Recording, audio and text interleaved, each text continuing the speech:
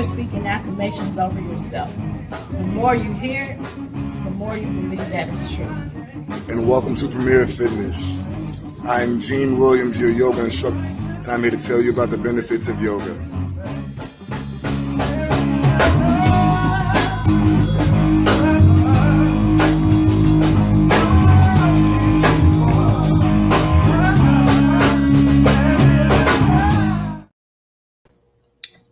Hey, everybody. Thank you for joining our show. You have just tuned in to Where is the Love?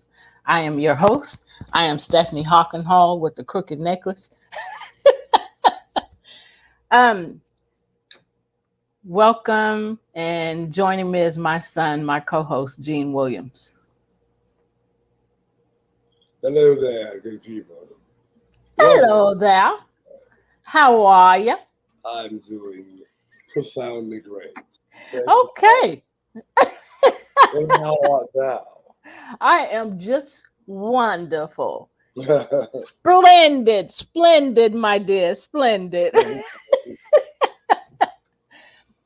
Okay, hey y'all again. Welcome to our show. You have just tuned in to Where is the Love? If you have already joined our show, we ask you to share your Facebook pages, share your pages so that people can join us and be a part of our conversation. So we are still talking about emotions and feelings. That's what we have been talking about. And we bring up different parts of bullying throughout our show as it pertains to what we're talking about. So go back a couple shows. We talked about emotional intelligence. We talked about emotions and feelings. We're still talking about it because it's a big part of what you're feeling and what you're experiencing when you're being bullied. So that's why we have taken on the subject to have a discussion about it. You want to add anything, Gene? Nope, let's rock and roll. All right. Okay, and to you fathers, we're not going to forget you fathers. Happy Father's Day. And thank you again for joining us. So, why do we have emotions? I'll let you start, Gene. All righty. So emotions, hey auntie, how you doing? Hey, sis. All right, emotions dictate our response to most stimuli, whether that determines what's important or harmful to us. Without our emotions, we'd have terrible social skills, poor instincts, and no ability to behave appropriately in difficult situations. Before you go to the next part, did you want to add something to that? No. Okay, so I forgot to say, you can watch us on TV right now on Roku and on Amazon Fire. Just go to those two and search POD TV space LIVE, and you can watch us live on TV right now. Otherwise, you can conversate with us here on Facebook Live or YouTube Live, our YouTube channel, Love Misunderstood Institute. So I just wanted to add that. Or you can watch us on podtv.tv online. You can watch us there. I think I got everything. Okay, so that's it. All right. Also, Premier Fitness, 0210. Thank you. As well. On YouTube. On YouTube, yeah. Yeah. All right. So dealing with unconscious emotions. The thing with emotions is they are always present, even if we're not aware of them. Suppressing or ignoring them can lead to toxic behaviors and poor mental health, which is why psychotherapists have their clients identify their emotions. Once they do, they cannot break out of those. They can break out of those toxic cycles and address those emotions head on.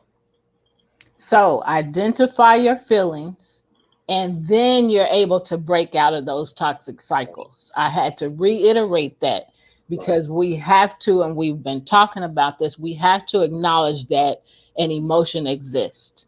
Right. We have to acknowledge that a feeling exists.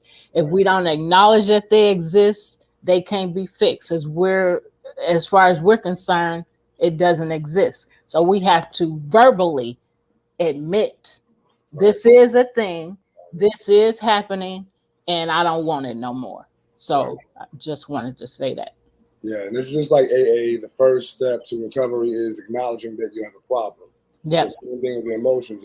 To acknowledge that you have a certain feeling about something, let you know, well, okay, now I can actually process and deal with this. Now that I at least put my finger on what the problem is. Right. That's good. Very good. All right. Feelings are related to basic emotions, but they play a different role in our lives. Here's how both work together to shape your experiences. Number one, feelings are more specific than emotions. While there are 6 universal emotions, human beings can experience them differently. For example, we might experience anger through feelings of aggression, vengefulness, or resentfulness. These are different expressions of that core emotion. They are more specific than simply saying, I'm angry. Yep. For instance, I'm angry about stubbing my toe this morning when I stepped out of bed. I'm angry because I can't pay this bill. And I don't know where the money coming from. I'm angry because you keep looking at me like that. Why you keep looking at me like that? Beverly, you praying for your nephew? Because he's going to start talking crazy in a minute. You know that one word he just enjoys saying now?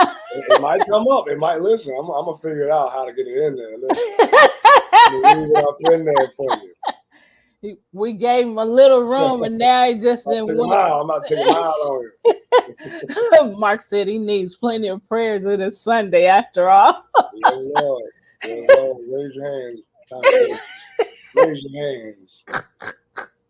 Wave your hands in the air and wave them like you just don't care. Hallelujah. All right. Are we at number 1? 2. Oh, I'm behind. You got it, or you want me to go? I can go. I can do it. Okay. All right. So, feelings are our learned response to an emotional trigger. Even though everyone is capable of joy and fear, every person will have a different experience of emotion. Our learned and unconscious mental associations will determine this subjective experience. Let's say you have arachnophobia. Ooh. Yeah. Spiders, man. Listen, they're a little sneaky devil. That's why I pick my shoes up and shake them out before I put them on my feet. That's what the old folks say. Shake your shoes before you put them on. That's smart. You know. Anyway, okay, so at some point in your life, because of a negative experience, you learn that you should respond to spiders with horror. But here's the thing. That feeling of horror is just one way to experience fear. There are other ways of responding to that emotion. Someone might feel thrilled when they're afraid. So even though you both fear the spider, you'll react differently. Yep. Like some people love to be hate to be afraid and things like that. And other people who like to be afraid get on roller coasters and skydive and stuff like that. Roller coasters I can do. Skydiving, I don't know, partner. Listen, man. I don't know that. Listen, because I have like 3 parachutes. I need 3 parachutes. Just in case the first 2 do not work. For a whole lot of safety measure, huh? Man, listen, I ain't playing. I'm going to have cushions on and all types of stuff. So if I hit the ground, I bounce. Bounce like a bad check. I'm having problems with my Facebook. All right, so number 3. Yeah, number 3. Yeah, you want me to do it? Mm-hmm. No, I will. Okay. Feelings or conscious experiences are sometimes unconscious emotions, often because of trauma. Did you share your Facebook? You can share while I read. You know what? I'm not doing social media today. Okay. Um, Dang it.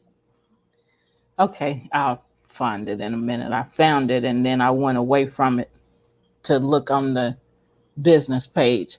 Okay, feelings are conscious experiences of sometimes unconscious emotions, often because of trauma. Feelings can manifest as conscious thoughts of unconscious negative emotions. Some adults grow resentful of their parents, but there could be many underlying emotions to that feeling. As a child, you may have experienced fear due to parental abuse or being angry because of your parents' divorce. These traumatic emotions can be invisible to us for a long time. And unless we identify them, our feelings can fester and damage our mental health. It's so important to acknowledge our feelings and to deal with them instead of letting them go long term. So I just wanted to add that. Um, if you think this is the case for you, we recommend seeing a therapist or mental health professional to work through traumatic experiences. You can also call 988 to talk to a mental health therapist. Um, so when you see that there's a problem that you're having an issue dealing with, you don't want to go years holding on to things because, like it said, they fester and it breeds other stuff that would not necessarily be breeded if you would have dealt with the situation when it first occurred or shortly afterwards. Um, and I have to admit that I have still struggle admitting that sometimes a certain thing is happening, or admitting my feelings about something. Um, and I'm a whole lot better about it. Now I can see it and don't let it hang on as long as I used to. It used to be months and years that I would hang on to things. And it was out of fear. And the fear was, if I acknowledge this thing, as hurtful, and then continue to go around this person, they're going to continue to do the same things for me. So I'm putting this fence around me, or this fence around me, so that they can't come closer to me. And so I also see me dealing with some of those things now. The good thing about all of that is that, like I said, I don't hold on to it as long, but it's a process. Um, I'm handling and dealing with those things a lot faster because I know the long-term damage it can do. And that's what I don't want. Right. And so it's on Institute page and your personal page. You just check. Okay. Thank you, Mark. So we have to, and then the other part, and this has really been bothering me, is when you hold on to things and internalize it, it negatively affects and impacts your internal organs. And that's the part that is really starting to bother me, because I'm not 12 no more. I'm not 25 no more. So that has really been a huge thing for me. You want to say something? Yeah, as I'm saying, and oftentimes repressed emotions manifest in the body as disease. Yeah. Not only, like cancer and things of that nature, but also, like you said before, mental health issues. Yeah. So it has its ways of manifesting in the world. That's why it's important to, like you said in the last little thing about having, a therapist to process. Like I really feel like people should have a therapist that you regularly talk to about everyday stuff, and especially traumatic experiences. Like you have to process them immediately. To suppress emotions to me, from my perspective, is like taking a seed and throwing dirt on it, and then constantly throwing dirt on it, thinking you're going to bury it forever. Yeah. And what happens? You grow a garden of things that you repressed, and now you got all of these Venus flytraps and other things like that. You know what I mean? Devouring everything around you because you have to process, this traumatic experience that transpired how many years ago. Yeah. Yeah, therapy is very important. Acknowledging things, admitting that they're happening, and dealing with those things in a way that's going to help you get past it. So, however that looks, and therapy is definitely a great deal because great thing because they have been trained on how to help you process your emotions and your trauma. So that you can get past it. So, right. And even something that you can do in between therapy sessions is journal. Journaling is a great thing as well. yeah. Writing down your emotions as you identify, in written form. So now you have a document showing, hey, I know what this is. Now it's just, I have to put together the steps to help me to get to the level where I want to be. Yeah. So, and that's the thing, what you just said, getting to the level that you want to be on. So, looking at as a coach, looking at the thing that you're currently in and deciding where you want to be. So now I know where I want to be. So how am I going to get there? And those are the steps that you're taking to get to that long-term goal that you want to get out of this frame of thinking, this way of thinking. So you want to add something else? Nope. So your environment can influence your feelings. Our family, social circles, faith, and culture determine how we respond to certain emotions. For example, social circles that promote toxic masculinity may cause men to express emotions in unhealthy ways. In these environments, they're often shamed for expressing feelings related to sadness. Example, boys don't cry, hearing things like that. And why don't you man up?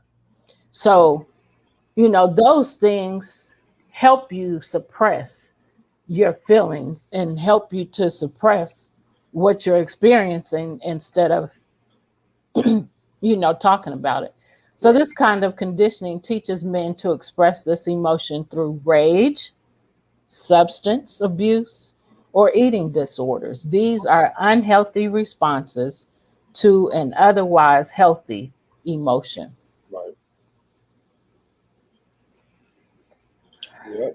Yeah. Emotions are natural, as you said before. We all experience them at all times. It's just the way that we process it, determines if the emotion is good or not. Really, the emotion itself is neutral. It's your action, your response to it. Yeah. And being able to respond well, and intelligently, like we talked about emotional intelligence. So processing the emotion in an intelligent and healthy, constructive fashion is the goal. Especially in a world where as opposed to you a man, muscle up, you say it with your chest. I did say it with my chest, but now,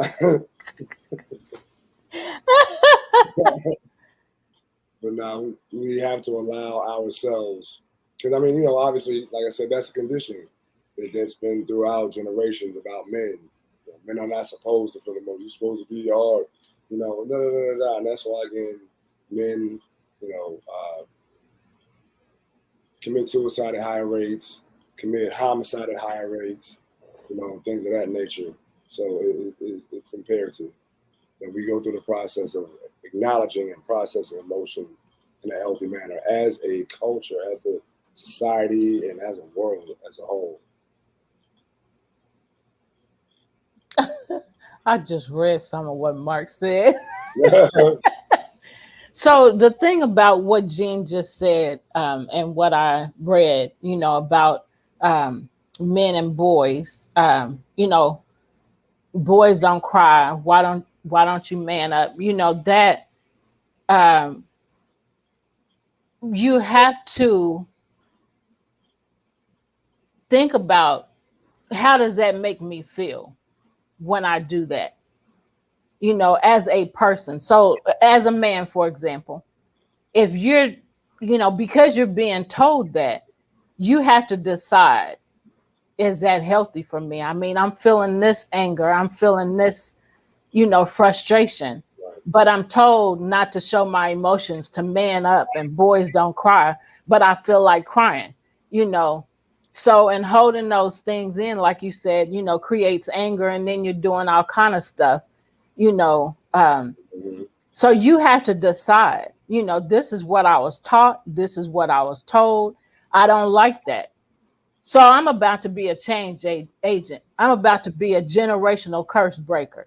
That's a lie from the enemy. And I'm going to express myself. I'm Right. going to talk about what hurts me. I'm not going to hide it and cover it up, because it's only covered up for a certain amount of time. And then I'm going to explode. I don't like how I act when I Mhm. hold things in. Right. I don't like how I respond when I man up. I don't like, so you have to decide. It's your choice. So this is what you were taught. You don't like it. It doesn't work for you. What Change. will? Right. Yep. So you got to decide. You want to change the trajectory of your life and what you were taught, because it's not good for you. It's not working for you. It makes you act in ways that you don't want to act. Right. So I just wanted to add that. And also, I want to say this, and some people may get mad about it. I really don't care. But to me, like uh, suppressing your emotions is nothing manly about that. There's nothing manly about that.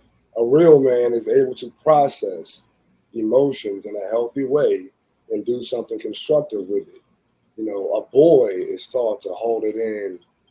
So it's like there's a maturity gap there, as it pertains to emotions. A truly grown man feels emotions and processes them and then uses them to make himself better Yeah, that's and take good. it forward and push forward. Little boys are the ones who suppress. So the ones who tell you not to express your emotions, you have to think about the fact that they have not matured past a certain point. Yeah. They're still at 12 years old and they ain't made 40s. You know what I'm saying? Yeah, that's true. That's very true. Wow, I never thought about it like that. But that's the little boy in you Right, that's saying, I got to do this. I can't cry. I can't show my emotions. right, And so, but you're older than that. You're not right, that little boy, right. like you said, in maturity. You have to, I'm 40 years old. I can't act like I did when I was, or respond to this like I did when I was 12, Exactly. That you happens. know. And you're a grown Yeah. man. You're So a I, grown man having a temper tantrum. What are you doing? You stand in the corner. Put your nose in the corner. Stop looking around. oh, shoot. Okay, let's move on from that. Um, I feel like there was enough heart to heart on that. So, where are we? You can go ahead. Feelings, emotions, and your mental health. Some days it would be easier to be a robot. They're smart, have superhuman strength, and don't have to deal with the messiness of human emotions.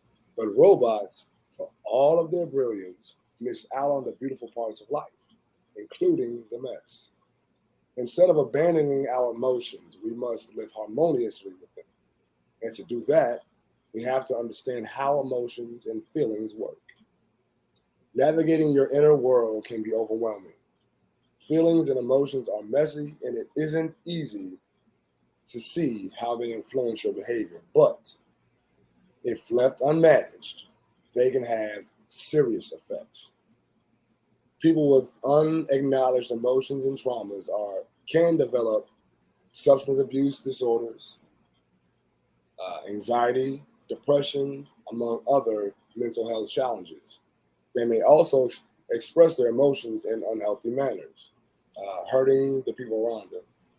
At the office, this could mean narcissistic behavior like taking credit for someone else's work, but it can come out as frequent, spontaneous crying at home. You never know.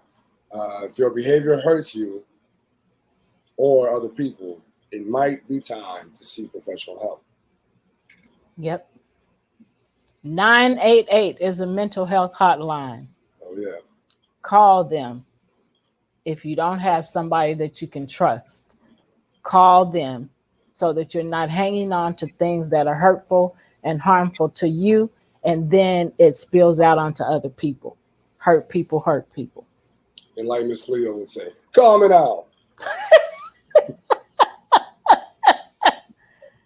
All right, 4 tips for managing your feelings and emotions. Short of professional help, there are many things you can do at home to manage your feelings and emotions. Here are 4 things you can try. Acknowledge your emotions. Don't suppress them. Thank you, Mark. Emotions are a natural part of life. Repressing them will only lead to problems down the road.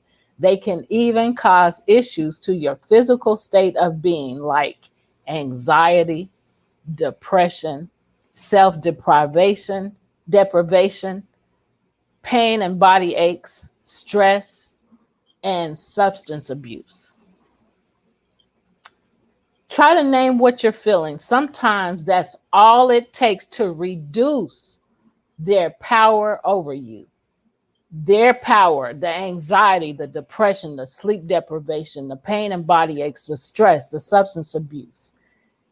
If you talk about the thing, it reduces the power. You're no longer allowing it to have power over you, but you're saying, I see you. Right. And you're not going to ruin my life like you're trying to do. So try to name what you're feeling. Sometimes that's all it takes to reduce their power over you. I just read that. Plus, if you can identify your feelings, you can take an action to mitigate them. You have to acknowledge that it's a thing. Yeah.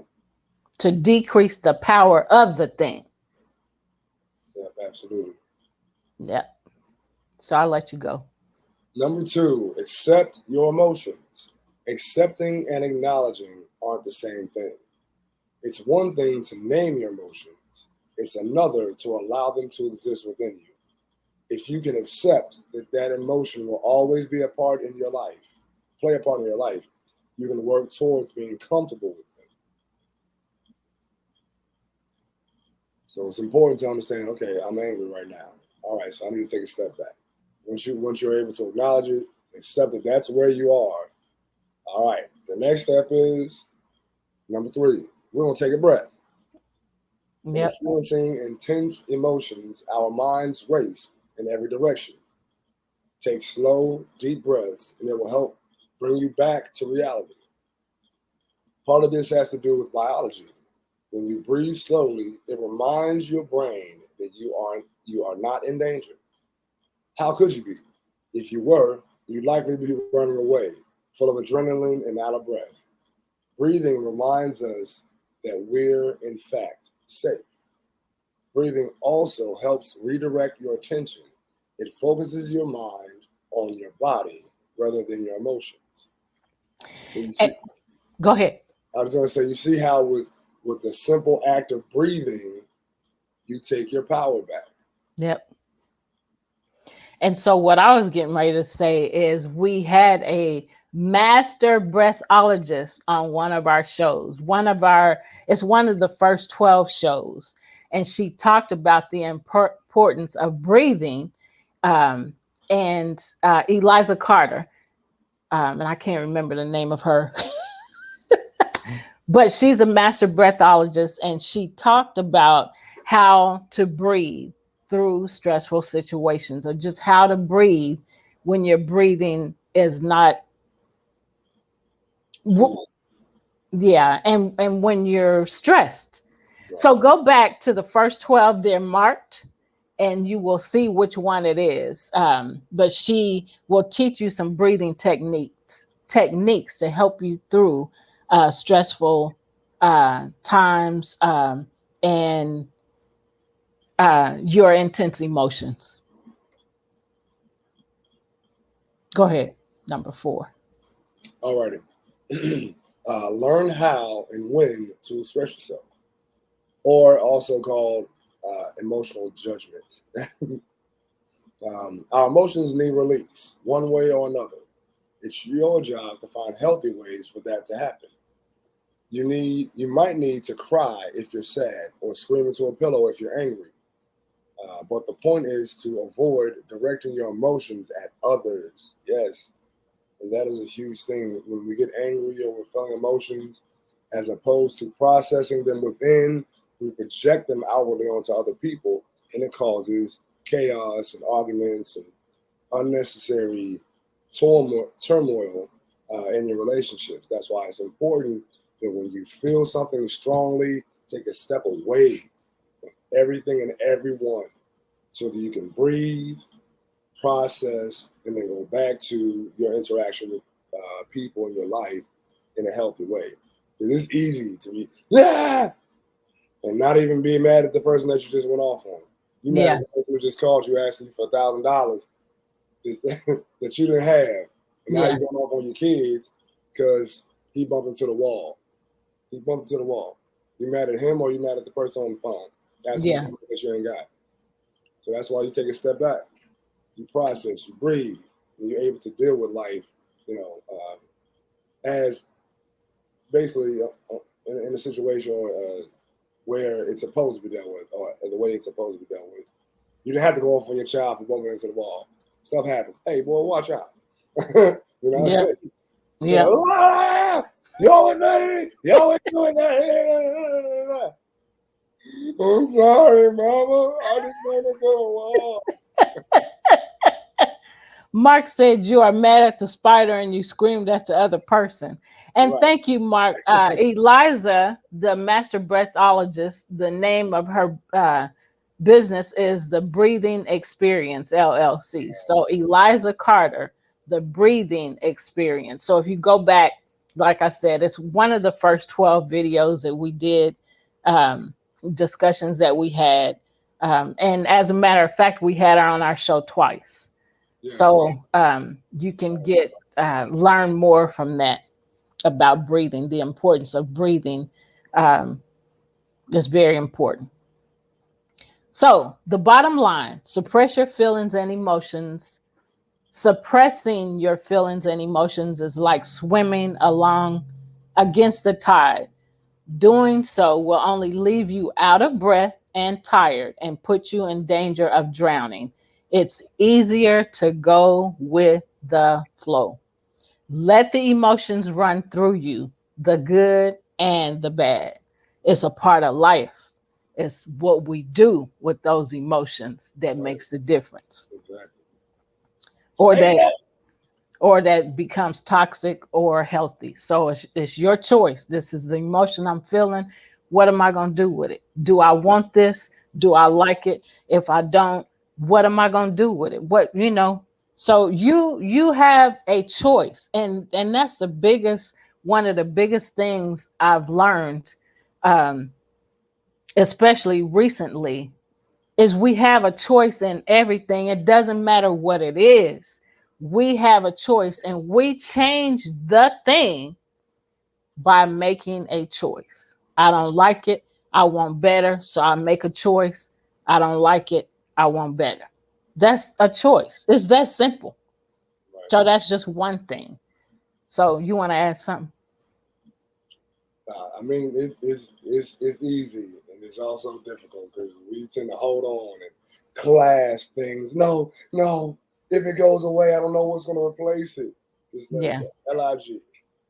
And you said this a lot lately, and you said it on last week's show. It's walking by faith.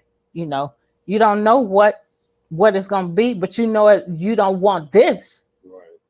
You don't want this feeling. So what's the option?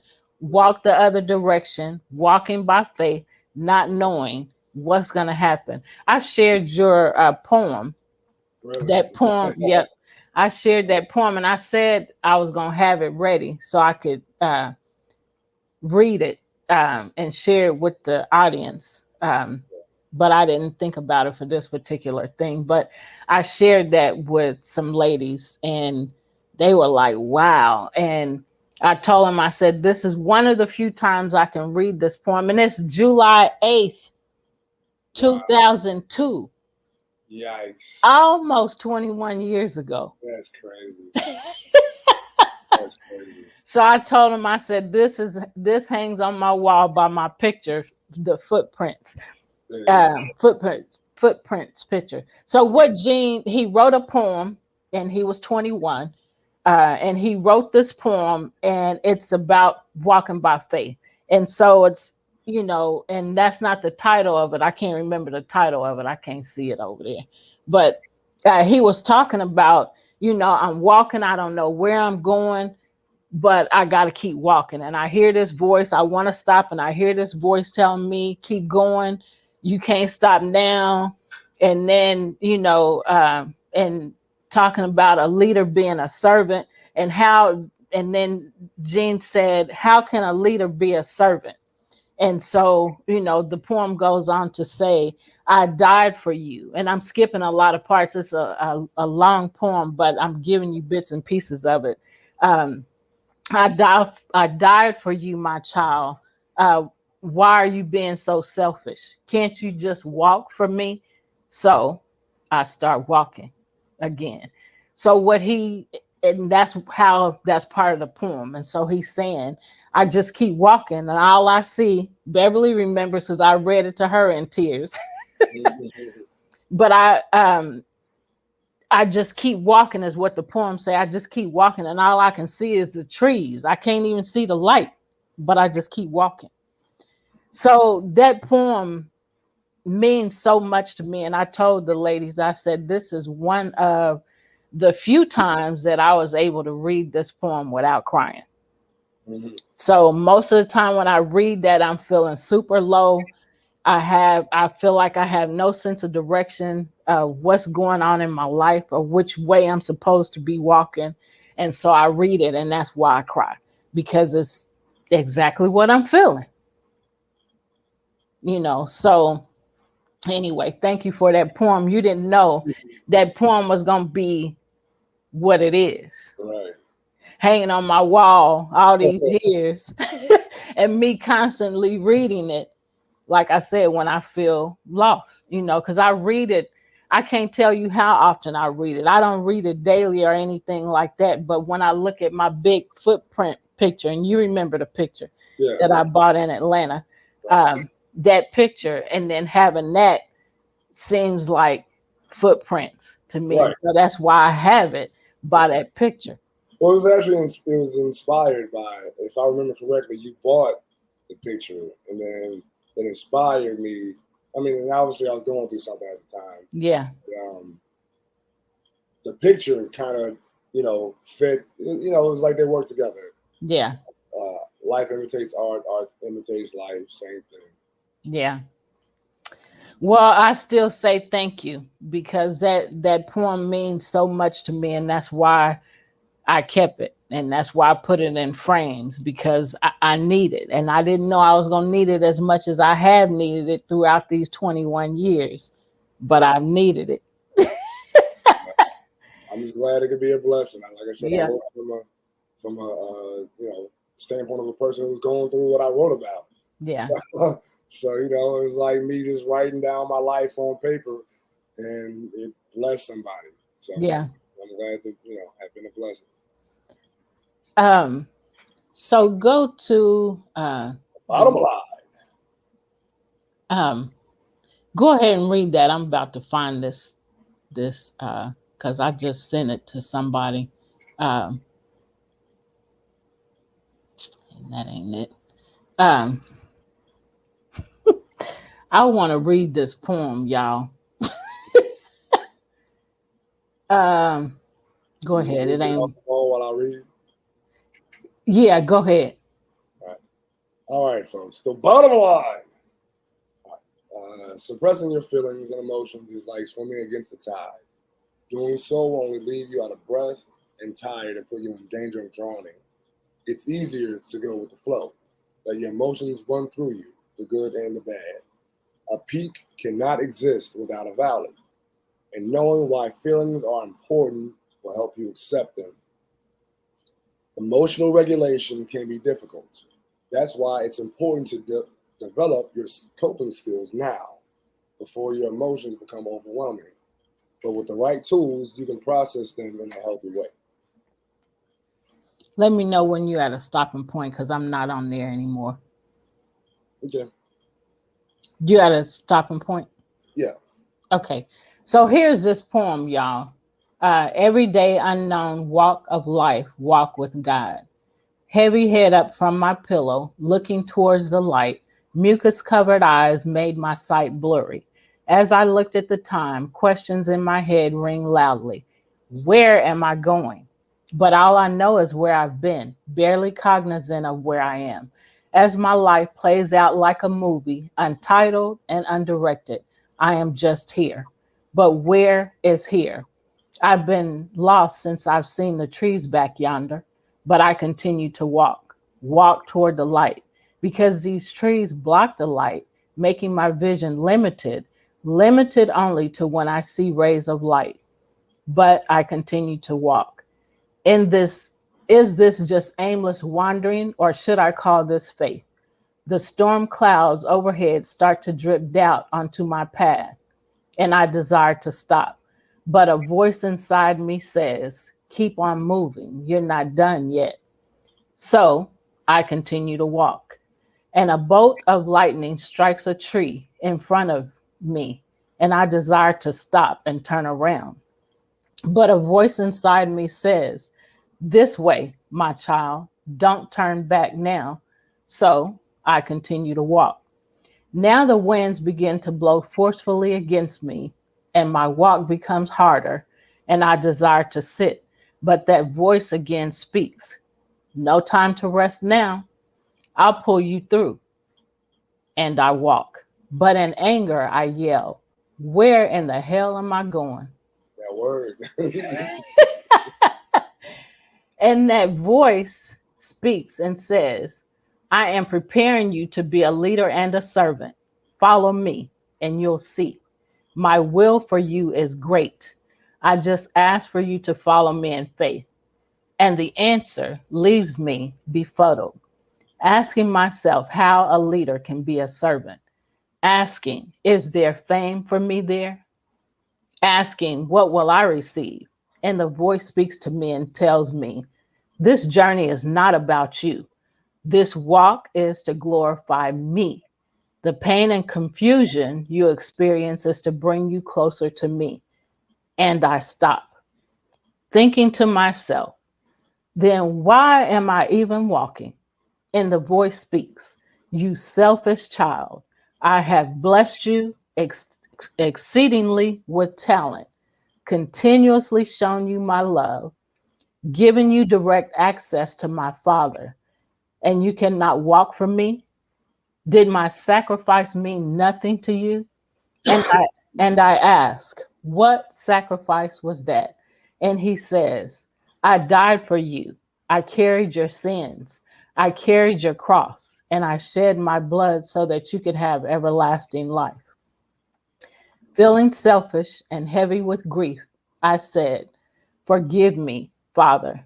I didn't mean to be so selfish. He said, you are forgiven, my child. Now, continue to walk for me. So I continue to walk. And like I said, that was July 8th, 2002. Wow. Almost exactly 21 years ago. Wow. So y'all, this week my baby will be celebrating his 42nd birthday on the 23rd. What Thursday, I think. Friday. Is it Friday? It's Friday. Okay. So y'all, that poem, like I said, has meant so many to me for so many years. And to be, I mean, like when he wrote that, um, all right, Mark, July 1st. Okay. July 1st birthday. My cancer brother right there. That's my cancer brother. So y'all, like I said, that poem has meant so much to me for so many years, and it has really helped me through a lot of hard times. And I'm just so grateful. And when, like what I was getting ready to say is when he wrote that, I'm like, this child's 21. How did he get that? I mean, it just blew my mind. And I say blew my mind. It just really tripped me out because of the words he was saying and how that, like I said, just went along with the footprints to me. Um, so anyway, I just wanted to share that. I'm so happy I got to share it. Thank you, son. Thank you, son. You didn't know, like I said, what that was going to do for me.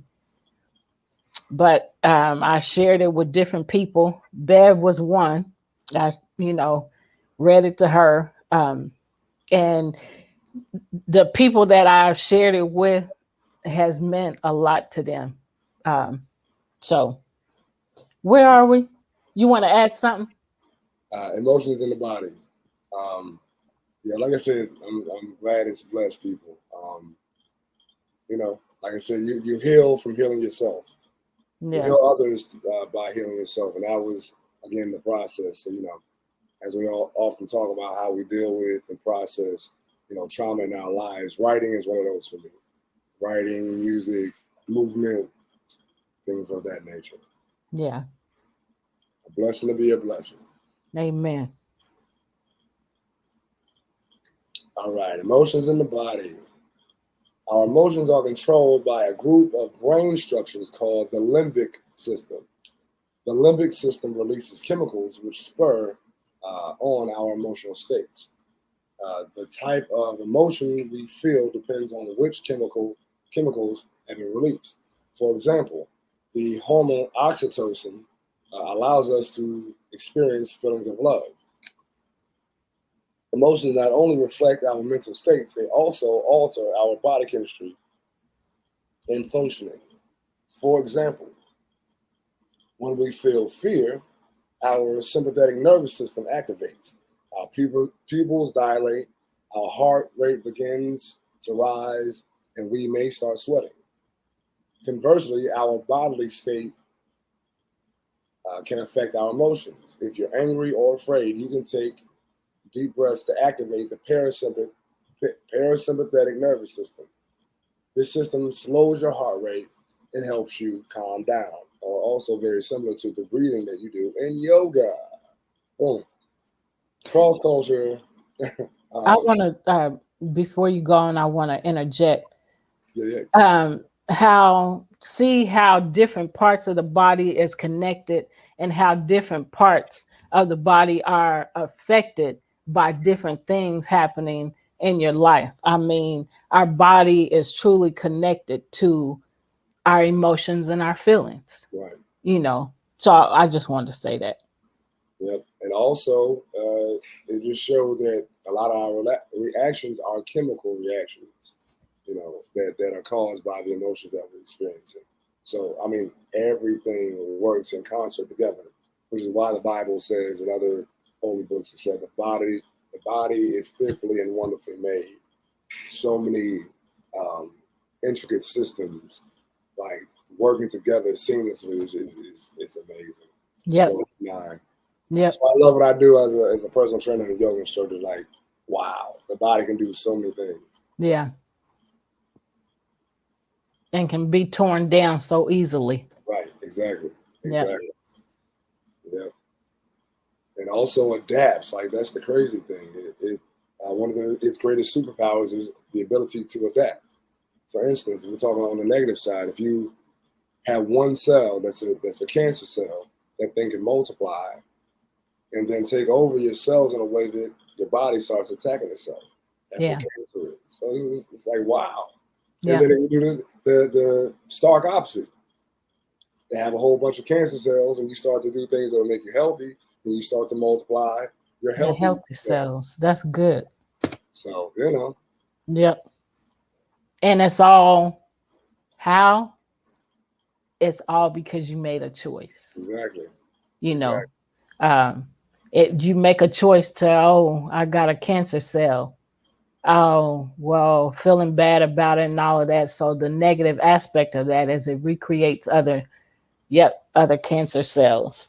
And if you're like, no, this is a lie, this ain't happening, this ain't what this is going, what can I do to change this? How can I change my eating habits or exercise or whatever? How can I make this better? Then it changes to a good cell, or, and so, wow, that's something how that happens. Yeah. But it's because of a choice. Exactly. I made a choice to believe that, or I made a choice not to believe that. So since I don't believe that, what can I believe to change this thing? Right. Ooh, that's good. Yeah, exactly. Preach, preacher. Yeah. And like we said, our emotions download to our cellular level. And the more you feel something, the more it multiplies. So that one cell multiplies to 2 to 4, 4 to 6, so on and so forth. And then next thing you know, you got a whole body of cells that are feeling this particular emotion that either is building you up or tearing you down. Yep. Because of a choice you made to either process or not process. Yep. Emotional trauma. Yep. So that's why it's very important, because literally every 7 years, your entire body is brand new, and it's built off of the food and the emotions that you've displayed over time. It rebuilds your body in the image of the food that you've eaten. So when they say you are what you eat, you are literally what you eat, not only physically by putting it into your mouth or by drinking it, but also what you feed your attention to. Yeah. What you feed your consciousness to, or allow your consciousness to be fed to. So yeah, it's important that we're very judicious about our energy. Yep. How we utilize it and who we let use it. Yep. Who we let use it. You have to be very judicious. You have to keep your circle full of people who are going to edify you, so you keep good emotions going. Yep. So I want to ask you this question. Thanks, Beverly. We're glad this is blessing you.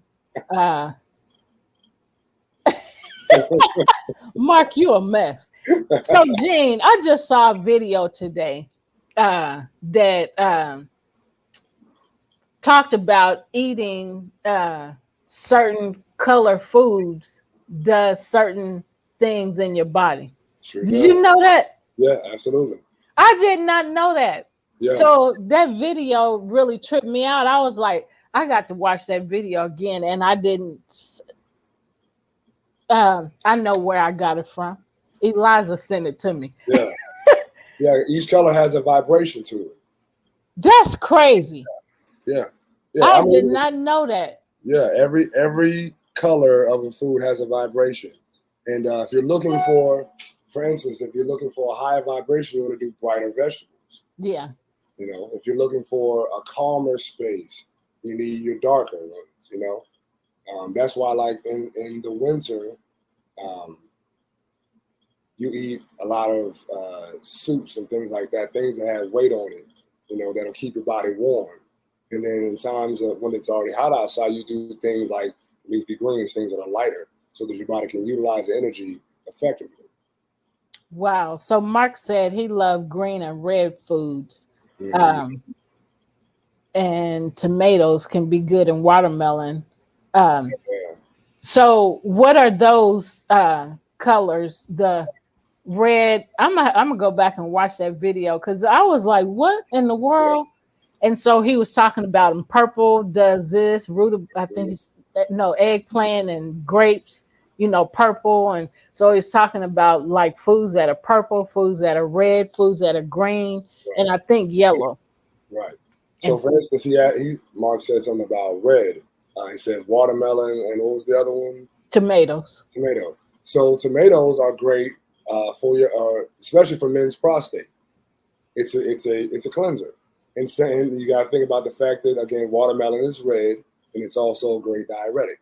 You want to flush out your system, you maybe go on a fast with, high vibrational red things like tomato and watermelon to help flush you out. Okay, so I just thought of something else so I knew about cranberry juice getting rid of certain things in your body. Right. But one of the things that I just read a few days ago, and I went and bought me some cranberry juice yesterday and drank it and been drinking it because it's supposed to help your blood sugar, lower your blood sugar and your blood pressure. Right. And I didn't know that. And it also flushes your liver. Wow. So I'm like, man, some of the stuff I've been feeling and experiencing has raised my blood sugar and my blood pressure. Yeah. And I'm like, listen, no, this can't be a thing. So then when I read that, it just tripped me out how it came to me. I can't even remember how it came to me. It was something that I saw. And I was like, okay, I knew cranberry juice gets rid of, cleanses you, when you're, for when you're getting high, I just say it, when you're getting high, it cleanses you, for testing. And so I didn't know that it lowered your blood pressure and your blood sugar. Right. So, man, so Beverly, I know you listening. So you have to get, the cranberry juice that has no sugar. So all they had was the one with 28 grams of sugar. That's the regular cranberry juice. And the other was the diet. So I just got diet, and I'm sure it has, sucralose in it. Right. But I don't want no sugar. So, so those were the choices because the purpose is to lower the blood sugar. Look out for raw. They have raw. You may have to go to a Whole Foods type store to get the raw cranberry that actually uses the fruit sugar. And then you use something like monk fruit or something like that to sweeten it. But it would be a healthy version because you don't want the sucralose long term because, it causes cancer. Yeah. You also don't want the regular sugar the white sugar because it causes diabetes and other things like that. So if you get raw, if you get anything raw, it's always best.